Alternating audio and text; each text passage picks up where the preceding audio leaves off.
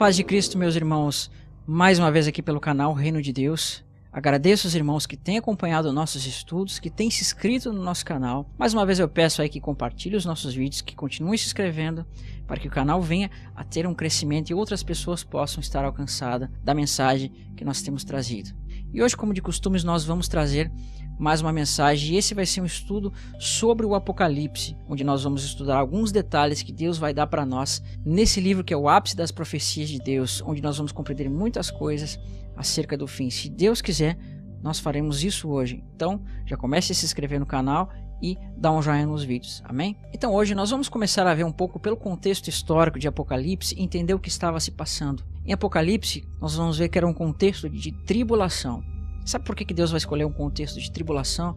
Porque Ele quis mostrar para nós que por meio desse contexto de tribulação, era para nós associarmos aos dias da última tribulação, da grande tribulação que vai vir sobre o mundo. Por que era um contexto de tribulação?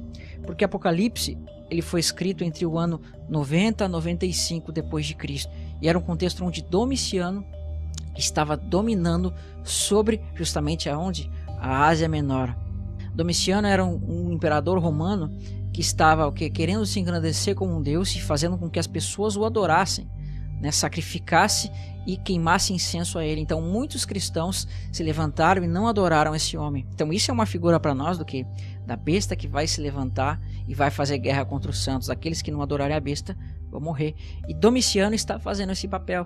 Perceba que justamente onde é o domínio desse homem vai se dar onde? Na Ásia Menor. E na Ásia Menor aonde vai estar situada as 7 igrejas do Apocalipse. Agora perceba o que vai acontecer nesse primeiro momento, como João vai se apresentar aqui em Apocalipse e vai se apresentar às igrejas. Preste atenção como isso vai ser revelador para nós. Olha essa grande revelação que Deus vai nos dar. Eu, João, que também sou vosso irmão e companheiro na aflição e no reino e na paciência de Jesus Cristo, estava na ilha chamada Patmos por causa da palavra de Deus e pelo testemunho de Jesus Cristo.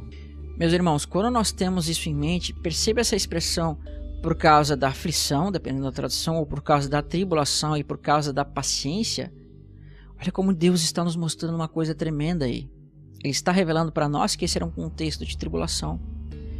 João provavelmente foi daqueles que se negaram a adorar essa besta, ou seja, esse imperador que se levantou, esse rei. Para quê? Para motivar aqueles que não negariam o seu Senhor, que é Cristo. João ele estava passando por isso. Então por isso que ele fala companheiro na tribulação ou na aflição, dependendo da tradução. E essa expressão tribulação ou aflição, ela vai ser o que? Um contexto geral. Porque todo o contexto de Apocalipse ele fala do que? De uma tribulação, de uma aflição que vai vir sobre o mundo e principalmente a perseguição. Então João diz assim: vosso irmão na aflição. Você vê que ele não está se referindo só àquelas pessoas que estavam passando aquela aflição naquele momento, mas a todos os cristãos que passariam por aflição. E principalmente para os cristãos que viriam no final e passariam por uma aflição. Então ele é nosso irmão também na tribulação e na paciência. Você vê que ele é nosso irmão também na paciência. A expressão no grego é perseverança. Sabe por que ele está falando isso? Para você linkar com o que está dizendo lá em Mateus, que diz assim: aquele que perseverar até o fim será salvo. Então essa é uma palavra que você tem que seguir o exemplo de João. É tribulação, na perseverança e no testemunho.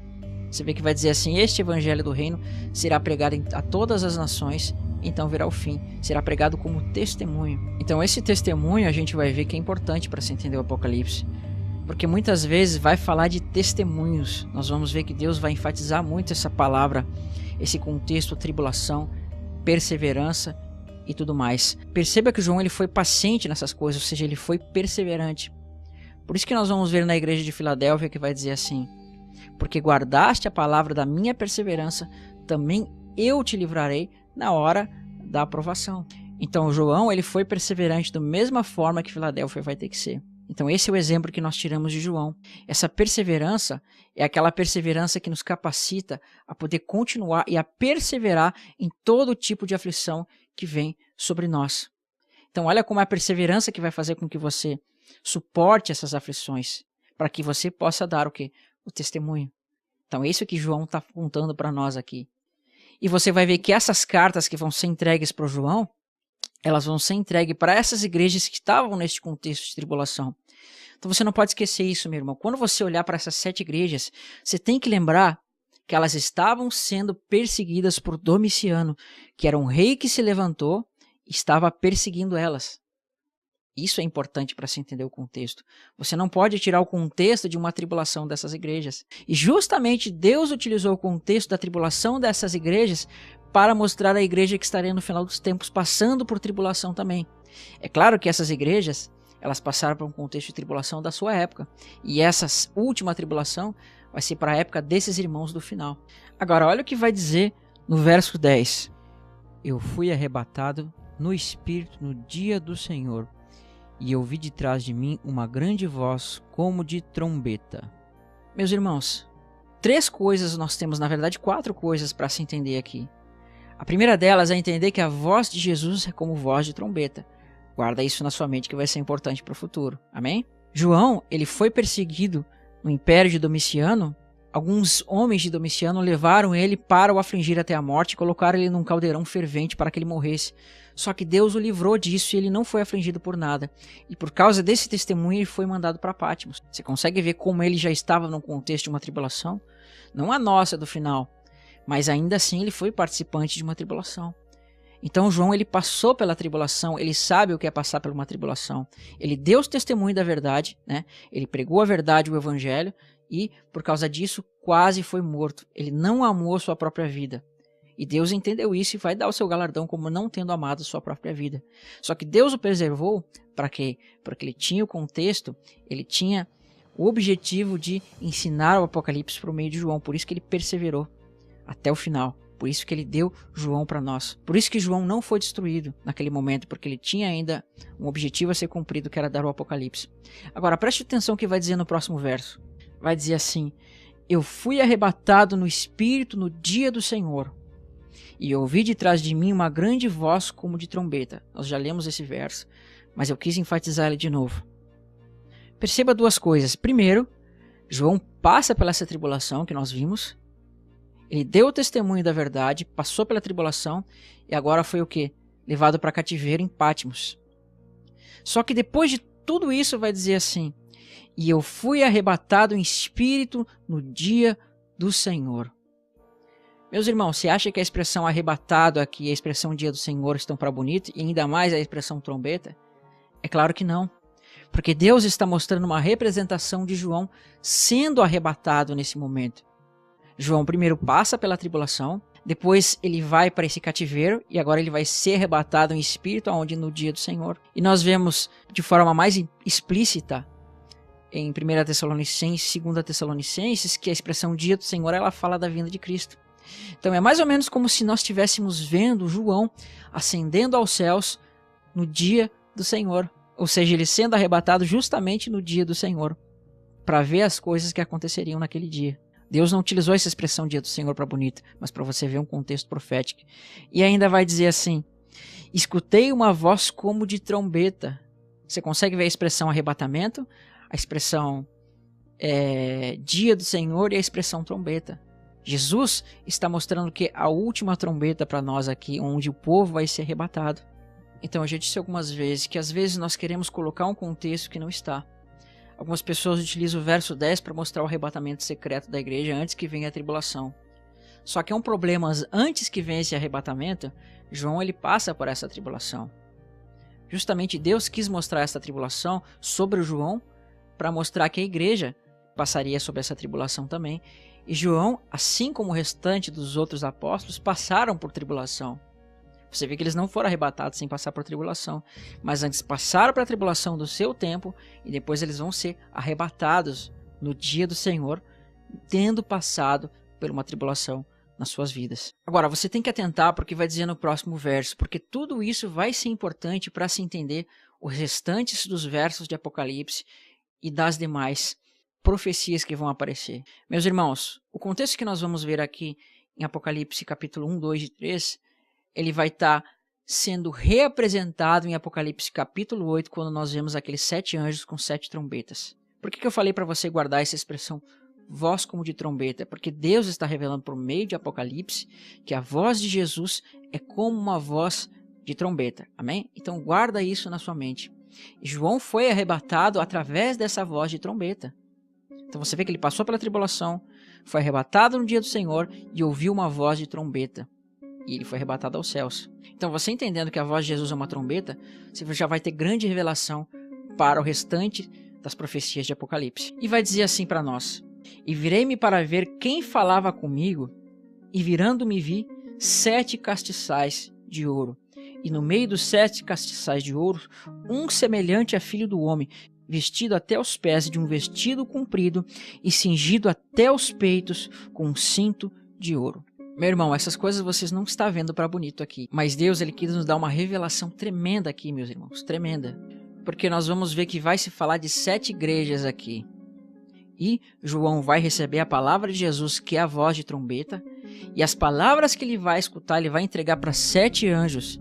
E essas palavras de Jesus, que foram entregues para 7 anjos, vão ser entregues para 7 igrejas. Então, você consegue ver como João está recebendo uma palavra que é a palavra de Cristo, que vem como voz de trombeta. E ele está entregando essa palavra como trombeta para esses 7 anjos. Por isso que em Apocalipse 8 nós vamos ver que diz assim, que apareceram 7 anjos preparados para tocar 7 trombetas. Então, ou seja, os 7 anjos que vai aparecer aqui no início são os mesmos 7 anjos que vai aparecer lá no final. E essas 7 trombetas que eles vão estar tocando é o quê? A palavra de Jesus Cristo que foi entregue por João. Ou seja, é como se esses anjos tivessem a revelação de Apocalipse, entende? Porque o próprio João já representa o livro do Apocalipse, que representa a trombeta de Deus. Então são 7 trombetas para 7 anjos. E o interessante é você notar que essas 7 igrejas são 7 igrejas da Ásia.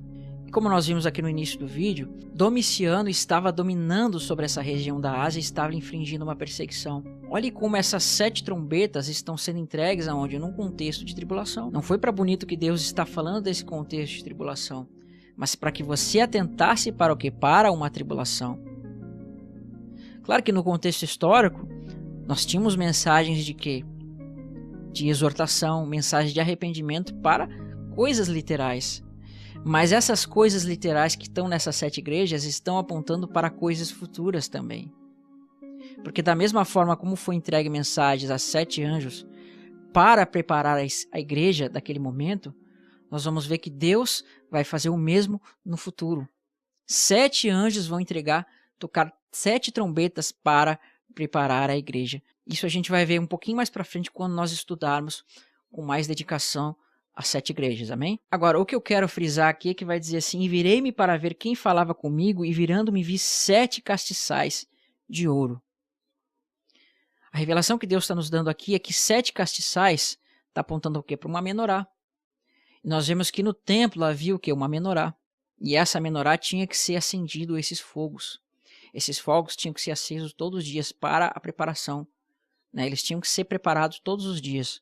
E aqui a Bíblia não fala nada de que deles estarem acesos. Por quê? Porque a gente está vendo que Jesus vai acender esses castiçais. Preste atenção e nós vamos ver isso mais para frente, amém? E um detalhe importante é que a gente vai ver Jesus vestido com vestes sacerdotais. Mas não aquelas vestes sacerdotais tradicionais, mas a veste sacerdotal de Yom Kippur. Porque veja bem, quando o sumo sacerdote ele estava nos dias normais, que não era o dia de Yom Kippur, ele se vestia com aquelas vestes que tinha aquele peitoral, que tinha aquelas ombreiras. Só que no dia da expiação ele tirava todas essas vestes e vestia uma veste de linho com cinto e com uma mitra. Você consegue ver como isso é uma representação do que Jesus está fazendo ali? Jesus está aparecendo com veste sacerdotal do dia da expiação.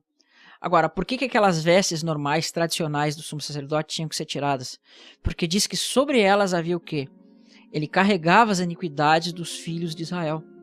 Então, quando nós vemos que essas roupas eram tiradas no dia da expiação, é que o quê? Que a iniquidade foi tirada de sobre seu corpo e ele entrava sem testemunho de pecado no Santo dos Santos, ou seja, representa o pecado sendo perdoado que estava sobre o corpo do sumo sacerdote. Isso é um estudo à parte, amém?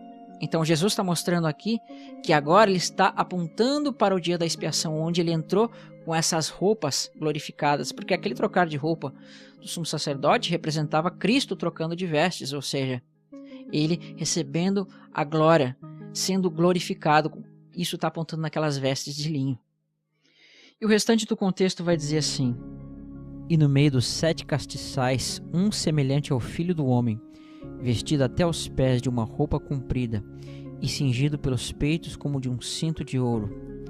E a sua cabeça e cabelos eram brancos como a lã branca, como a neve, e os seus olhos como chamas de fogo, e os seus pés semelhantes a latão reluzente, como se tivessem sido refinados numa fornalha, e a sua voz como voz de muitas águas.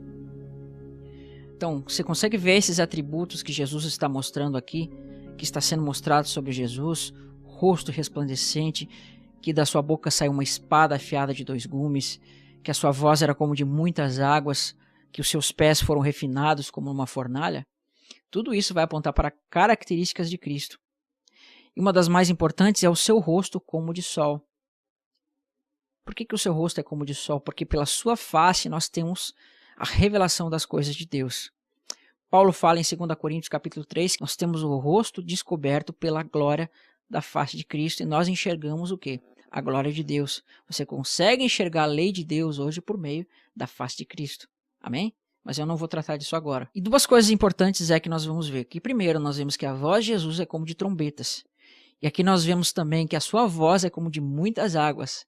E ainda da sua boca sai uma espada de 2 fios.